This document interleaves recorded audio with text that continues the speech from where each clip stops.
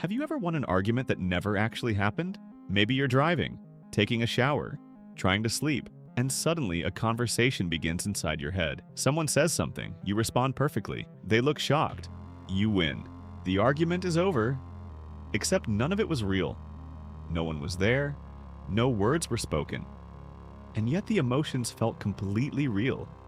If you've ever imagined future conversations, replayed old arguments, or spent hours talking to people inside your mind, you're far from alone. In fact, psychologists believe this strange habit may reveal something important about how our brains prepare for the world. Your brain is constantly making predictions, every second. It predicts where people will walk, what they might say, how they might react. Why? Because prediction helps us survive. Long before modern society existed, anticipating threats could mean the difference between life and death. Today, that same system is still active. Only instead of predicting predators, we predict conversations. Our minds simulate possible futures. What if my boss says this? What if my friend reacts that way? What if I finally tell someone how I feel? Your brain isn't trying to waste your time. It's trying to prepare you. The problem is, sometimes it prepares a little too much. You know the feeling. 3 days after an argument, the perfect comeback suddenly appears. You stand there thinking, that's what I should have said.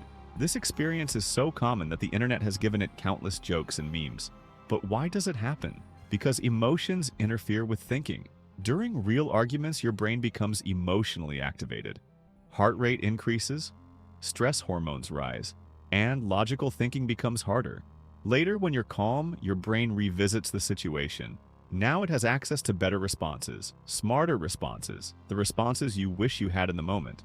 So your brain creates a simulation, an imaginary version of the argument, a chance to rewrite the past, even though the past cannot actually be changed. For many people, imaginary conversations aren't about the past, they're about the future. Before a job interview, before a difficult discussion, before making an important phone call, the mind begins rehearsing again and again. This can be helpful. Athletes visualize performances.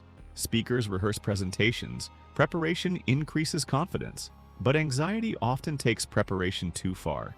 Instead of preparing, once the brain starts looping endlessly. What if they judge me?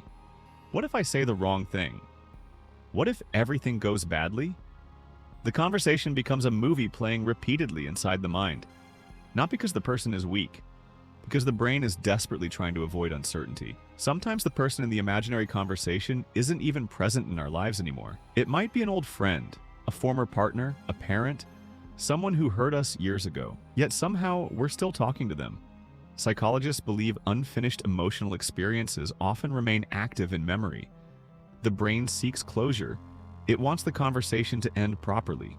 It wants to explain itself, to be understood, to finally say the words that were never spoken.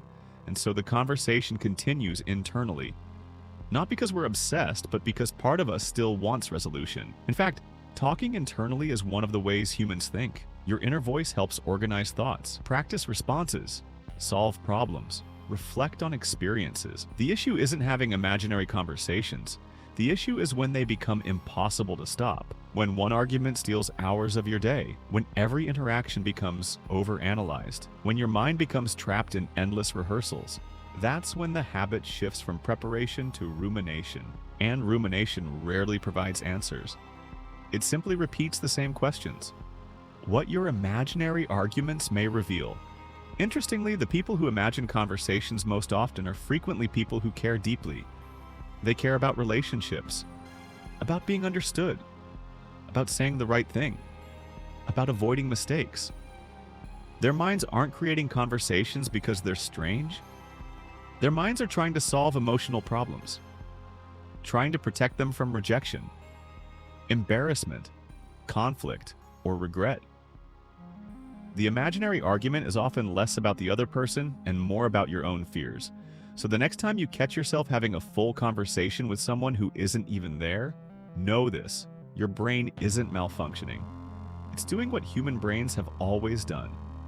Predicting, preparing, rehearsing, trying to make sense of a complicated world, and maybe the most surprising part. is this: the person you're talking to in your head might actually be yourself.